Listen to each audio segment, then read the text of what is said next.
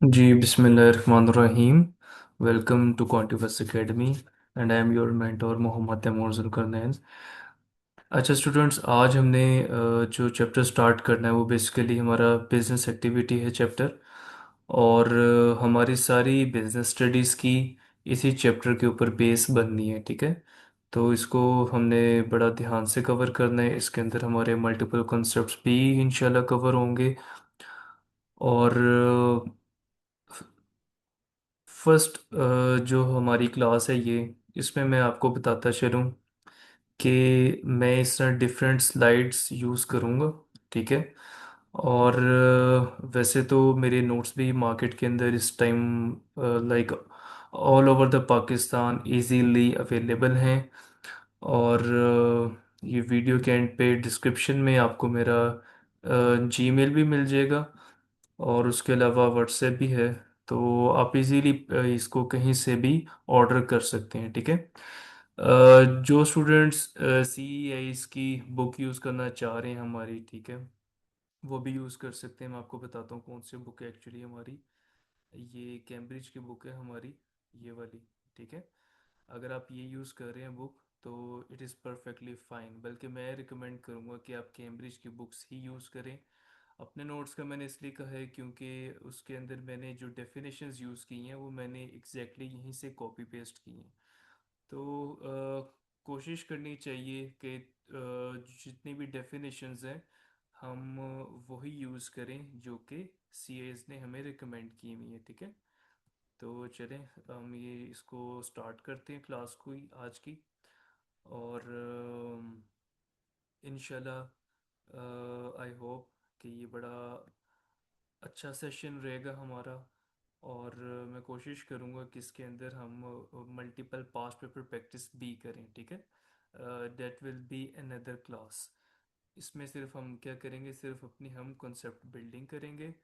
और day one से ही एक आपको मैं दे रहा हूँ टिप कि आपने एक बिजनेसमैन की तरह सोचना है चीज़ों को, ठीक है। बिजनेस स्टडीज़ को हमने जब भी पढ़ना है आपने बिजनेसमैन की तरह सोचना है कि like you are a businessman. और आप किन फैक्टर्स को कंसीडर करेंगे और आपकी क्या अप्रोच होगी, ठीक है, while conducting that particular business activity. ठीक हो गया। अच्छा चलें जी, अब हम स्टार्ट करते हैं। सबसे पहले जी कॉन्सेप्ट हमारा आ जाता है कि बिजनेस एक्टिविटी क्या है, ठीक है। तो वो बेसिकली बिजनेस एक्टिविटी क्या है जी। Business business activity refers to any action undertaken by an organization to produce goods or services with the aim of satisfying the needs and wants of consumers, ठीक है। सबसे पहले इतना अगर हम हिस्सा देखें इस डिस्क्रिप्शन का, तो इसके अंदर वो हमें बता रहा है कि ये कोई भी एक्शन है, ठीक है, जो कोई ऑर्गेनाइजेशन, कोई फर्म या कोई पर्सन लेगा, ठीक है। करेगा क्या, गुड्स की प्रोडक्शन करेगा या कुछ सर्विसेज भी प्रोवाइड कर सकता है। एम क्या है, अपने कंज्यूमर की नीड्स एंड वांट्स को सेटिस्फाई करना। ठीक हो गया। नीड्स के हैं, वांट्स के हैं, ये चलकर आगे हमने इसको डिटेल से देखना है, लेकिन फॉर द टाइम बिंग आप इसको सिर्फ इतना समझ लें कि नीड्स ऐसी चीज़ें हैं जो कि आपकी ज़रूरियात ज़िंदगी है, ठीक है। और वांट्स के हैं, वांट्स को भी फ़िलहाल हम कंसिडर कर रहे थे जैसे वो लग्जरीज हैं, यानी कि ज़िंदगी गुजारने के लिए वो नेसेसरी नहीं है, लेकिन इंसान उसकी ख्वाहिश कर सकता है। नेक्स्ट पोर्शन है जी, usually with the objective of making a profit. अच्छा फर्स्ट ऑफ ऑल, कोई भी बंदा, कोई भी फर्म या कोई ऑर्गेनाइजेशन बिजनेस क्यों करती है। वो बिजनेस इसलिए करती है स्टूडेंट्स के ताकि वो प्रॉफिट कमाए। देखिए फॉर एग्जांपल, अगर मैंने कोई बिजनेस एक्टिविटी की और मैंने $100 की इन्वेस्टमेंट की है और इन रिटर्न मैं $100 ही कमा रहा हूँ, तो मुझे फिर इतनी मेहनत करने की ज़रूरत क्या है, ठीक है। तो मुझे फ़ायदा तभी है जब मैं $100 से ज़्यादा कमाऊँ। ऐसे ही है, फॉर एग्जांपल अगर मैंने $100 इन्वेस्ट किए तो मैं एटलीस्ट 120 कमा रहा हूँ, ठीक है। फिर मेरा जो डिफरेंस है 120 माइनस 100 विच इज़ ओनली $20, ये मेरा प्रॉफिट होगा, ठीक है। और क्या बिजनेसमैन का एम सिर्फ सिर्फ प्रॉफिट कमाना है? नहीं, सिर्फ प्रॉफिट कमाना नहीं है, प्रॉफिट को मैक्सिमाइज करना एम है एक्चुअली हमारा, ठीक है। अगर कोई आपसे पूछता है कि बिजनेस एक्टिविटी का प्राइम ऑब्जेक्टिव क्या है, तो उसका वन वर्ड आंसर ये है कि प्रॉफिट मैक्सिमाइज करना है आपने, ठीक हो गया। आगे वो बता रहा है कि ये एक वाइड रेंज ऑफ एक्टिविटीज हो सकती हैं, जो कि मैन्युफैक्चरिंग है, retail to provide services like health care, education, यानी कि कोई भी सेक्टर हो सकता है ये, ठीक है। लाइक आप हेल्थ केयर के अंदर भी कोई बिजनेस एक्टिविटी कर सकते हैं, आप किसी एजुकेशन सेक्टर में भी कर सकते हैं, ब्ला ब्ला। फॉर एग्जांपल आपको कोई कोई मैन्युफैक्चरिंग कंसर्न भी हो सकता है, ठीक हो गया। अच्छा, अब इसके बाद जी आगे नेक्स्ट हमारी लर्निंग है कि की एस्पेक्ट्स क्या क्या हो सकते हैं बिजनेस एक्टिविटी के। सबसे पहला एस्पेक्ट क्या है जी? प्रोडक्शन। फॉर एग्जांपल अगर आप एक मैन्युफैक्चरिंग बिजनेस के अंदर हैं, तो सबसे पहले आप क्या करेंगे? आप चीज़ों को प्रोड्यूस करेंगे।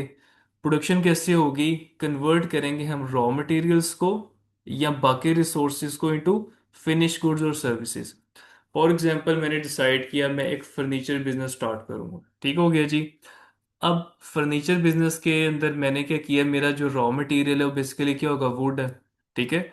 और रिसोर्सेज के हैं इसके अलावा, इसके अलावा मेरे पास कुछ वहाँ पर कुछ ना एक तो मेरी होगी डिफरेंट किस्म की ना लेबर हो सकती है, ठीक है। जो फॉर एग्जांपल वुड आ रही है, वुड को आधे लोग क्या कर रहे हैं? ब्रेक डाउन कर रहे हैं इनटू स्मॉलर पीसेस, ठीक है।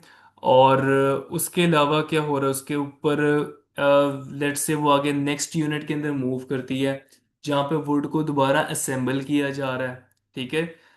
फिर इस तरह करते करते डिफरेंट प्रोसेसेस आगे चलेंगे, और मेरे जो रिसोर्सेज हैं उसके अंदर मशीनरी है, उसके अंदर डिफरेंट काइंड ऑफ लेबर है, वो क्या करेंगे? फिर इसको आगे फिनिश गुड्स में बनाएंगे। जैसे फॉर एग्जांपल उससे मैंने बना ली चेयर्स बना ली, ठीक है। तो ये एक जो कि सिस्टम है वो सारा का सारा मेरा किसके अंदर चलेगा? प्रोडक्शन के अंदर। इसके बाद नेक्स्ट फेज आएगा, जब वो फिनिश गुड्स बन जाएंगी तो उसको मैंने डिस्ट्रीब्यूट करना है, ठीक है। डिस्ट्रीब्यूशन क्या है? Getting goods and services to consumers through various channels such as retail stores, online platforms और डायरेक्ट सेल्स, ठीक है।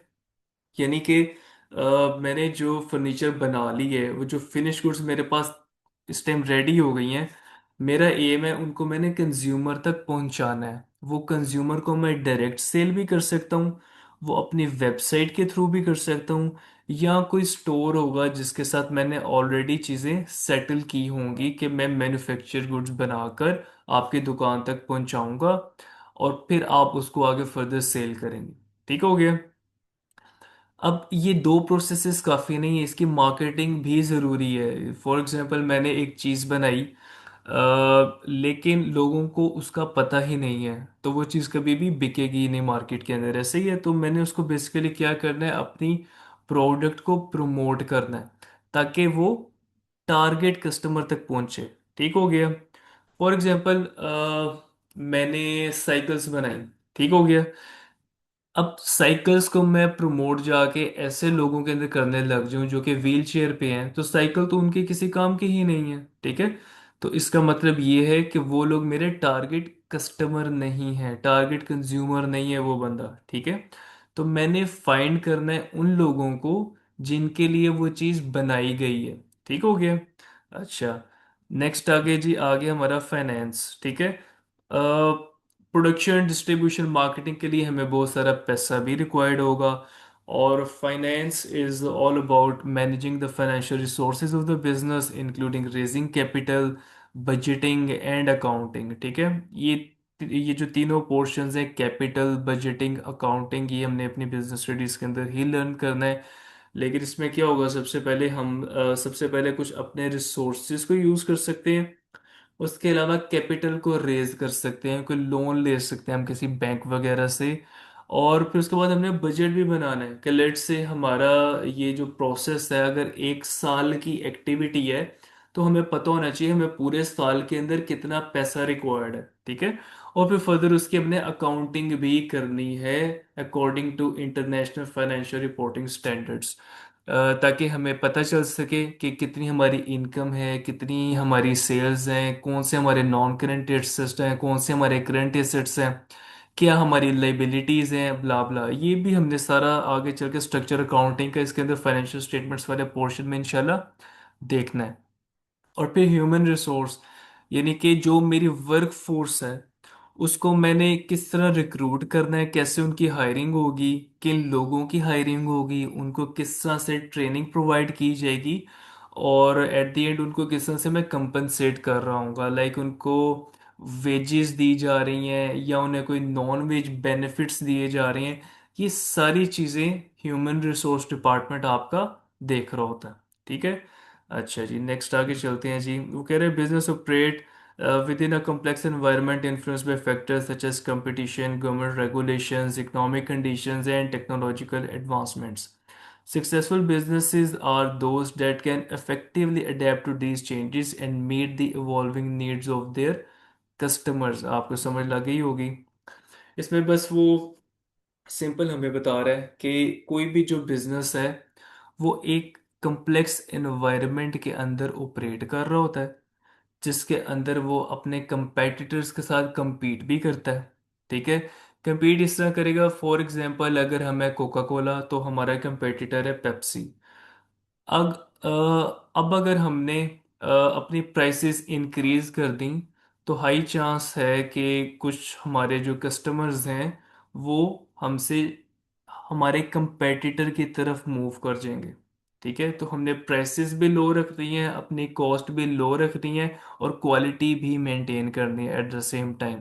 कुछ गवर्नमेंट रेगुलेशंस हो सकती हैं कि लेट से अगर हमने कोई बिजनेस एक्टिविटी करनी है तो उसके लिए हमें मे बी कोई लाइसेंस वगैरह रिक्वायर्ड हो, या इस तरह की कोई चीज़ें।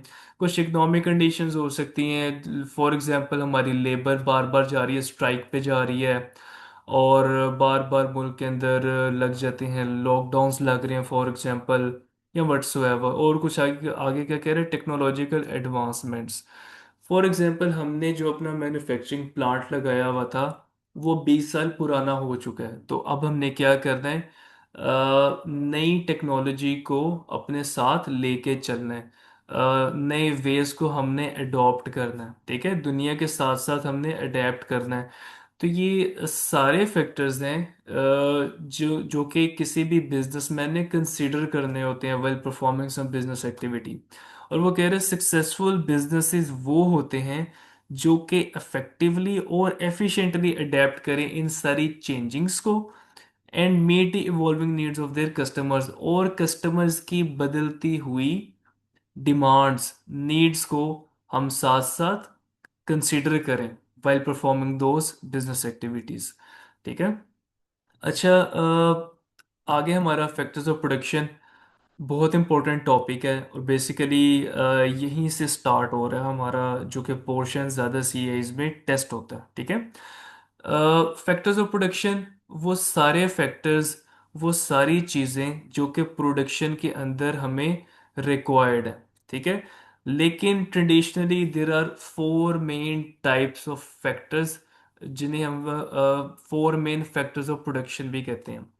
फर्स्ट है जी लैंड, सेकंड है लेबर, थर्ड है capital, and the number fourth is enterprise. Basically हमारी बुक्स के अंदर यूज होता है, इससे हम एंटरप्रेन्योर भी कह सकते हैं, और एंटरप्रेन्योरशिप भी कहा जाता है इसको। ठीक है। तो लैंड के basically this includes all natural resources used in production such as raw material, minerals, forest, water and fertile land. The payment for land is rent. अच्छा, लैंड क्या है जी? वो सारे नेचुरल रिसोर्सेज जो कि प्रोडक्शन में यूज होते हैं, जैसे फॉर एग्जांपल रॉ मटेरियल है, मिनरल्स हैं, आपका वेदर है, और लेट्स से अगर हम कोई एग्रीकल्चर एक्टिविटी करने जा रहे हैं तो हमारी लैंड है। ठीक है। तो ज़मीन यूज़ होएगी तो ही हम फिर एग्रीकल्चर वहाँ पर एक्टिविटी कर सकेंगे। लेट्स से हमने फैक्ट्री बनानी है, उसके लिए लैंड रिक्वायर्ड है। और कुछ लेट्स से अगर हमारा माइनिंग रिलेटेड बिजनेस है तो उसके अंदर मिनरल्स हो गए, वो लैंड हो गई। तो ये सारे हमारे नेचुरल रिसोर्सेज जो कि बिजनेस के अंदर हेल्प कर सकते हैं, रिवर्स हो सकते हैं, फॉरेस्ट हो सकते हैं। ये बेसिकली क्या है, ये हमारे लैंड के अंदर कवर होते हैं। ठीक है। और लैंड अगर अपनी नहीं है, अगर हमने एक्वायर की हुई है फॉर बिजनेस एक्टिविटी, तो इसका फिर हमको रेंट भी पे करना पड़ेगा। Second one is labour. ये सिंपल है कि लेबर बेसिकली जितनी ह्यूमन वर्क फोर्स, ठीक है, हमारी बिजनेस एक्टिविटी के अंदर यूज हो रही है, it falls under labour. Labour को आगे फर्दर हम स्किल्ड और अनस्किल्ड के अंदर भी डिवाइड करते हैं। एक एक हमारी लेबर होगी जो ज़रा प्रीमियम लेबर है, जिसे हम स्किल्ड लेबर कहते हैं। और एक तरह की हमारी लेबर होगी जो कि प्रीमियम नहीं है, जिसे हम अनस्किल्ड लेबर कहते हैं। इसके अंदर हमारी फिजिकल वर्क फोर्स भी होगी और मेंटल वर्क फोर्स भी होगी। मेंटल वर्क फोर्स वो लोग हैं जो ऑफिस के अंदर बैठकर गाइड कर रहे हैं फिजिकल वर्क फोर्स को, कि हमने किस तरह से कितने घंटे काम करना है और किस तरह से हमने क्वालिटी मेंटेन करनी है और किन स्टैंडर्ड्स को मीट करना है while performing those business activity, ठीक है। और लेबर की पेमेंट क्या है जी? वेजेस होंगी, ठीक है, या सैलरीज होंगी। For example capital. कैपिटल क्या है जी? सारी हमारी महंगी हैवी मशीनरी और हमारे जो रिसोर्सेज हैं जो हमने यूज़ करने हैं, वो शेयर्स भी हो सकते हैं कंपनी के। वो हमने हो सकता है कोई लोन लिया हो बैंक से बड़ा, ठीक है।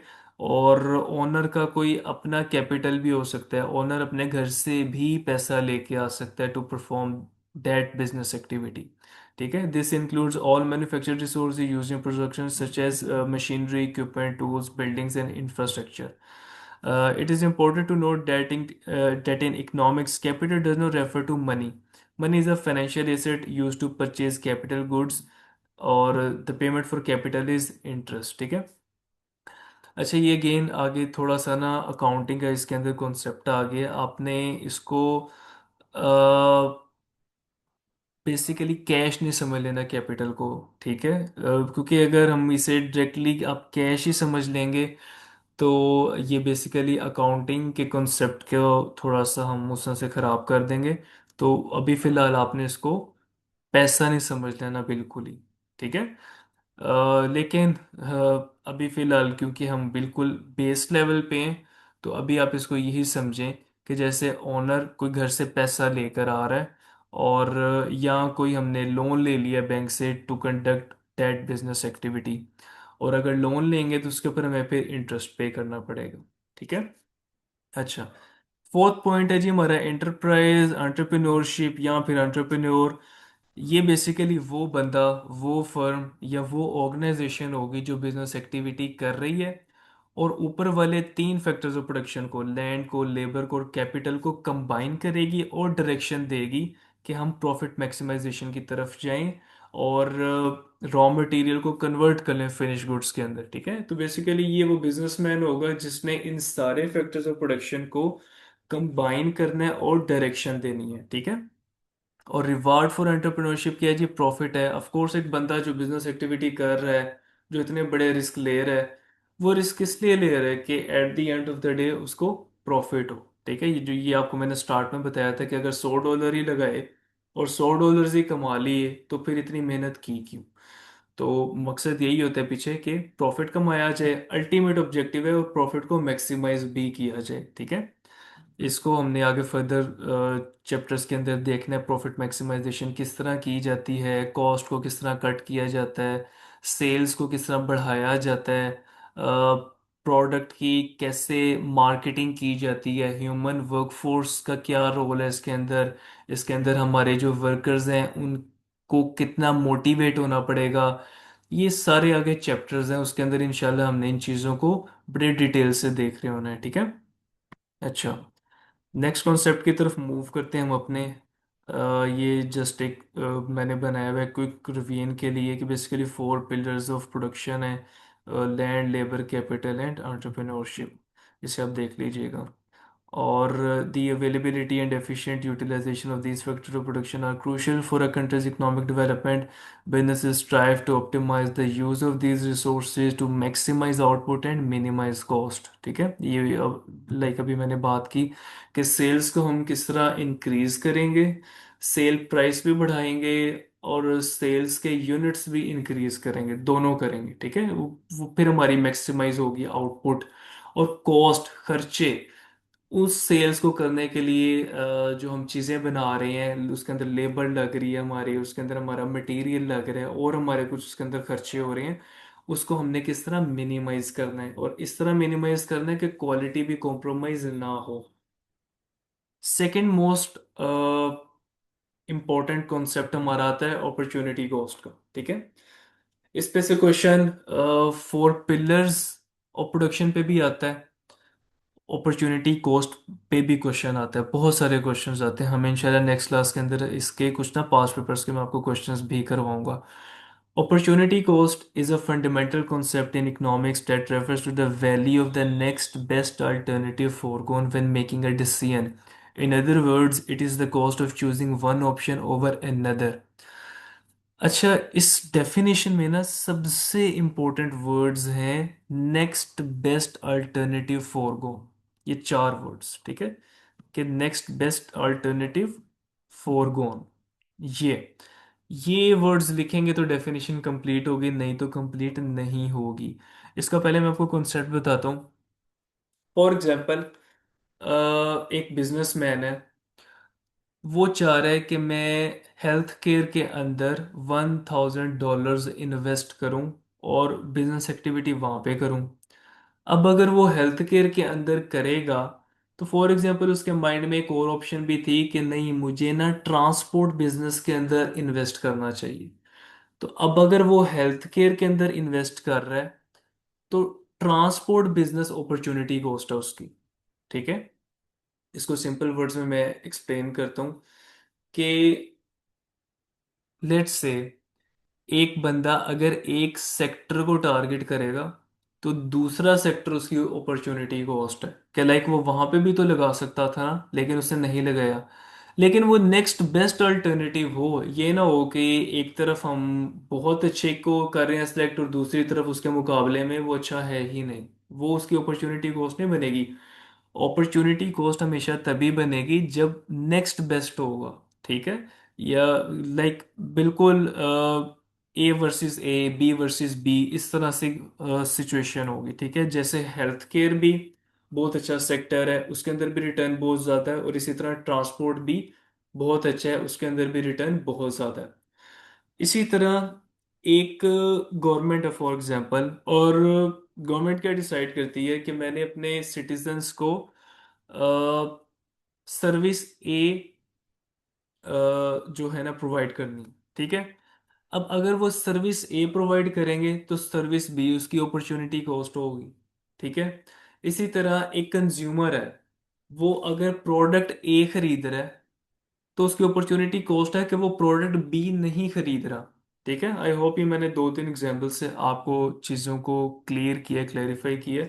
हमने आज लाइव इंटरेक्टिव क्लास करनी थी, जो कि अनफॉर्चुनेटली हम नहीं कर सके, बट इंशाल्लाह इसके बाद से मेरी जितनी भी क्लासेस हैं वो हमारी लाइव इंटरेक्टिव क्लासेस ही होंगी। ठीक है, तो मैं साथ साथ आपके इंशाल्लाह क्वेश्चंस भी ले रहा हूँगा। स्टिल आपको किसी किस्म का सवाल हो, कोई भी क्वेरी हो, तो you can ask in the comment section. अच्छा, अब ये एग्जांपल यहाँ पे मैंने लिखी हुई है। Suppose a business has $10,000 to invest and is considering 2 options. ठीक है, न्यू इक्विपमेंट के अंदर लगाएं या मार्केटिंग कैंपेन करें। ठीक है, अच्छा, इसमें तो लिखा है जनरेट हाई रिटर्न, जनरेट लो रिटर्न, इसे फॉर द टाइम बिंग आप इग्नोर करें, और इसे इसे आप ऐसे ही समझें कि अभी हमें नहीं पता कि हमने मार्केटिंग में लगाना है या इक्विपमेंट में लगाना है। ये बाद में बिजनेस बैठ के खुद असेस करेगा कि किसके अंदर ज्यादा रिटर्न है। ठीक है, और ये 19-20 के फर्क होगा। तो इस एग्जांपल में फॉर एग्जांपल हमारी सीनियर मैनेजमेंट बैठी और उसने देखा नहीं, हमें मार्केटिंग कैंपेन से बेहतर है कि हम किसी न्यू इक्विपमेंट के अंदर वो पैसा लगाएं, तो हमें ज़्यादा रिटर्न मिलेगा। तो फिर हम इसको कंसीडर कर लेंगे न्यू इक्विपमेंट को, और हमारी अपॉर्चुनिटी कॉस्ट क्या होगी, मार्केटिंग कैंपेन। ठीक है, इसी तरह ये मैंने लिखी हुई है कुछ फर्दर एग्जांपल्स, तो ये भी आप इसको एक दफ़ा रीड कर लीजिएगा। ठीक है, ये बेसिकली वही बात हो रही है जो हमने ऊपर डिस्कशन की है। थर्ड कॉन्सेप्ट है जी हमारा वैल्यू। ठीक है, एडिड वैल्यू कॉन्सेप्ट क्या चीज़ है बेसिकली, पहले इसको थोड़ा सा मैं एक्सप्लेन करता हूँ। कि ये है क्या। ये बेसिकली है हमारा कि फॉर एग्जांपल हमने रॉ मटेरियल खरीदा। अब मैंने फर्नीचर वाली एग्जांपल दी थी, तो फर्नीचर वाली एग्जांपल ही हम यूज़ करते हैं। रॉ मटेरियल में मैंने वुड खरीदी $100 की, और उस वुड के ऊपर कुछ मैंने प्रोसेसेस परफॉर्म किए, और उससे मैंने बना दी चेयर। ठीक है, वुड ली, उसके ऊपर डिफरेंट प्रोसेसेस किए, और फिर आगे मैंने वुड बना दी, और फिर सॉरी आगे मैंने चेयर बना दी। अब वुड मैंने ली थी $100 की। क्या चेयर भी मैं $100 की ही बेचूं? नहीं। तो फिर कितने की बेचूं? इसका आंसर है $100 से ज्यादा। फॉर एग्जाम्पल वो $120 की है। अब तो ये जो डिफरेंस है 120 माइनस 100, ये मैंने वैल्यू ऐड किया $20 के इसके अंदर। ठीक है, यानी कि मैंने रॉ मटेरियल को फिनिश गुड बनाया, और उसके फिनिश गुड बनाने की वजह से उसका जो डिफरेंस आया, that is the value which I have added by applying some processes. ठीक है, यानी कि मैंने $100 की वुड खरीदी, उसके ऊपर प्रोसेसेस लगाए और चेयर बना दी, यानी कि इतनी मेहनत की, सारा कुछ किया, किस लिए किया? वैल्यू ऐड की कि भाई $100 लगाया है, 100, अगर मैंने $100 लगाए हैं, तो मैंने $120 उसको सेल आउट किया। ठीक है, जिससे मुझे $20 का प्रॉफिट हो गया। ये बेसिकली वैल्यू थी जो मैंने ऐड की है बाय अप्लाइंग सम प्रोसेसर्स। इसमें जो लिखा हुआ है ad added value refers to the increase in the worth of a product और service as the result of the production process. It is the difference between the cost of inputs, raw material, labour वगैरह, and the price at which the finish product और service is sold. ठीक है, I hope I have clarified you. अच्छा, input cost क्या है जी? पहले for example जो हमारे इनिशियल कॉस्ट ऑफ प्रोडक्शन थी, ठीक है, और ये सेलिंग प्राइस हमारी फाइनल प्राइस होगी, इसका जो डिफरेंस है बेसिकली वो हमारी ultimate increase in product worth added value. ठीक है, लेट्स से सेलिंग प्राइस 120 है, इनपुट कॉस्ट सारी डाल के खर्चे वगैरह 100 थे, तो $20 की मैंने वैल्यू ऐड की है इसके अंदर। ठीक है, ये इसका formula selling price minus cost of input. अब वो बता रहा है बिजनेस किस तरह से ऐड कर सकता है वैल्यू। ब्रांडिंग से कर सकता है। एक अच्छा स्ट्रॉन्ग ब्रांड इमेज अगर आपकी बन गया, फॉर एग्जांपल जे डॉट है, ठीक है, तो सिर्फ जे डॉट का टैग लगने से ही एक $4,000 वाला कुर्ता 7,000, 8,000, 9,000 को हो जाता है। हो सकता है उसका जो मेरी प्रोडक्ट है उसका डिज़ाइन बहुत अच्छा हो, बड़ा इनोवेटिव डिज़ाइन हो, और बड़ा अपीलिंग हो। ठीक है, क्वालिटी हो सकता है, क्वालिटी मैंने उसके अंदर कुछ इतने प्रोसेसेस लगाए हैं जिससे उसकी क्वालिटी बहुत ज़्यादा इन्हेंस कर गई है। कन्वीनियंस, कि मेरी जो प्रोडक्ट है वो यूज़ करना बड़ा कन्वीनियंट है फॉर द कंज्यूमर्स, जिसकी वजह से उसकी वैल्यू बढ़ रही है।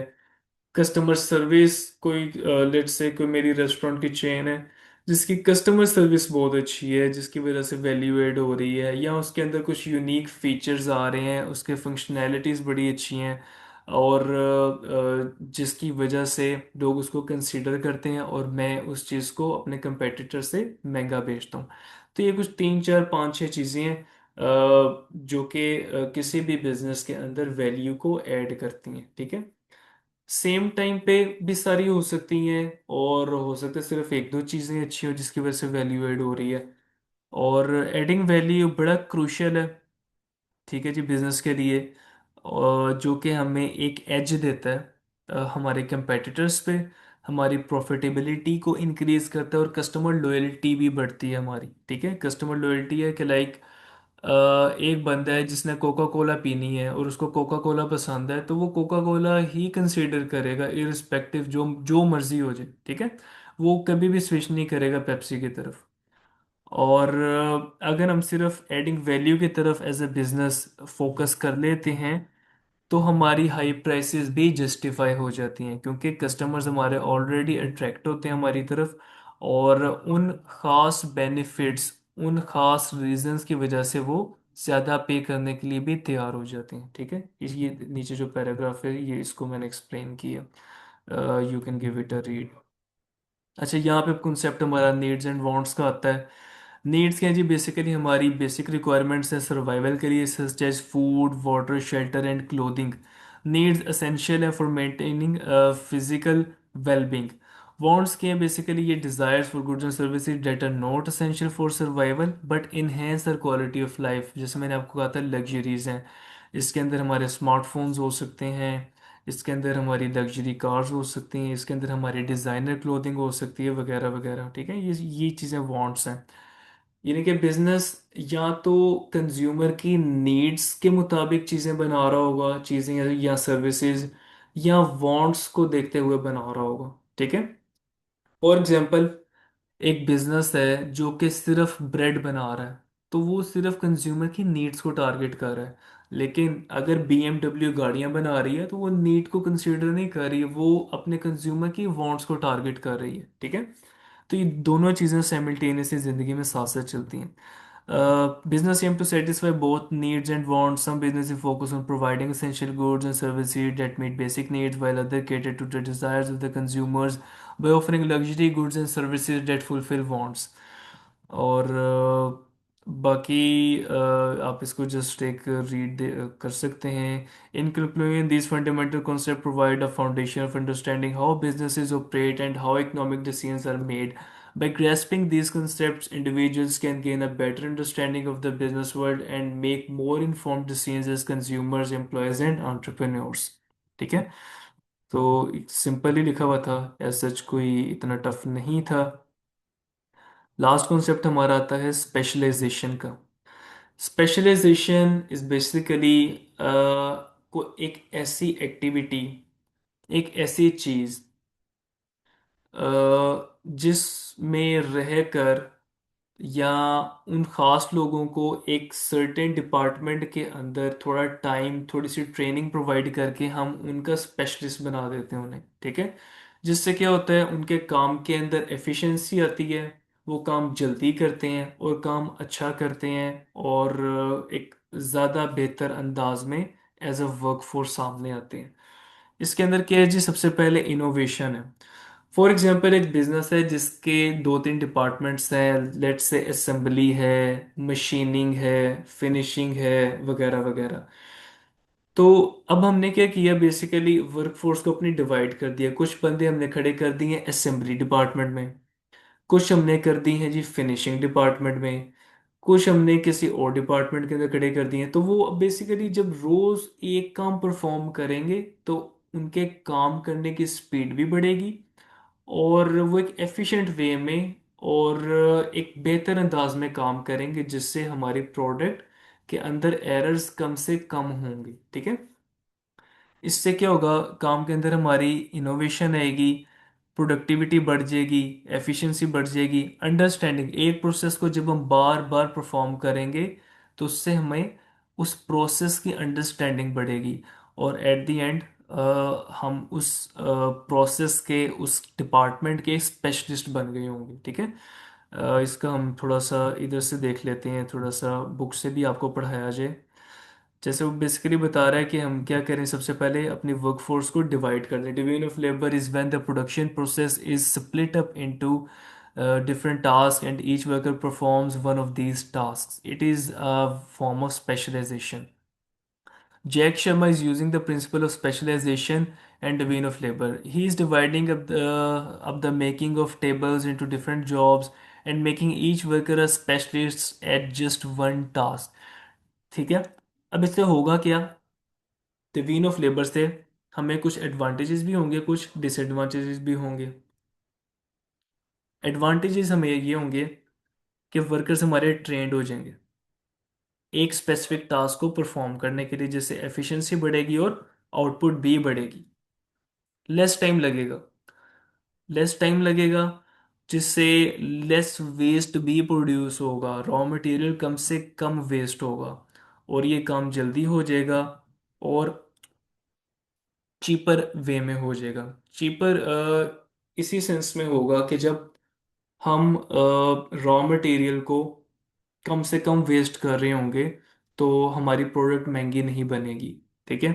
डिसएडवांटेजेस कुछ हैं जी, कि वर्कर एक ही तरह का काम कर करके मे बी बोर हो जाएं, और मे बी उनकी एफिशिएंसी गिर जाए। और फॉर एग्जांपल किसी एक डिपार्टमेंट में अगर हमारा सिर्फ एक ही वर्कर खड़ा हुआ है, और अगर वो भाई भी छुट्टी कर ले उस दिन, तो फिर क्या होगा?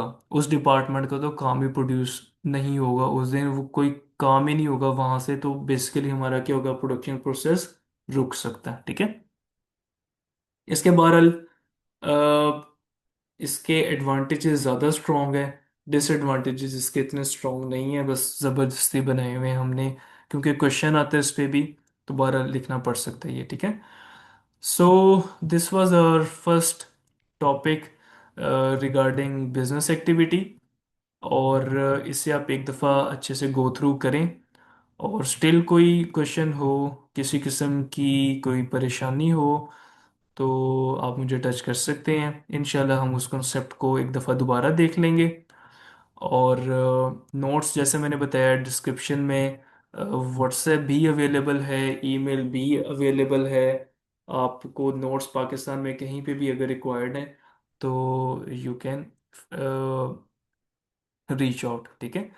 और बाकी अगर जो लोग हमारे सी एस की बुक यूज़ करना चाह रहे हैं, तो ये भी मेरी तरफ से बिल्कुल ओके है, इसका कोई इस बुक के अंदर मसला नहीं है। हाँ, इस बुक के अंदर ये सिर्फ एक इशू है कि चीज़ें बहुत ज़्यादा लिखी हुई हैं, और डिटेल बहुत ज़्यादा है।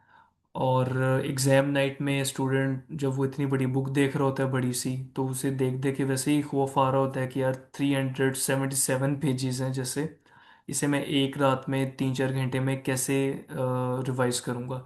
तो नोट्स का फ़ायदा ये होता है कि आपकी रिवीजन जल्दी हो जाती है। और जब आपने नोट से ही तैयारी की होती है स्टार्ट में, तो आप ज़्यादा फेमिलियर होते हैं किस चीज़ पर आपने, लाइक कौन सी चीज़ आपने कहाँ से की हुई है। ठीक है। तो students, wish you all the best. और बाकी इंशाल्लाह नेक्स्ट क्लास में हम इसके कुछ पास पेपर्स के क्वेश्चंस करेंगे, and that will be our live interactive class. ठीक है। सो आई होप आपको कोई किसी किस्म की कन्फ्यूजन नहीं होगी। Still if you have any kind of confusion, feel free to reach out. Okay जी। Thank you. अल्लाह हाफिज़।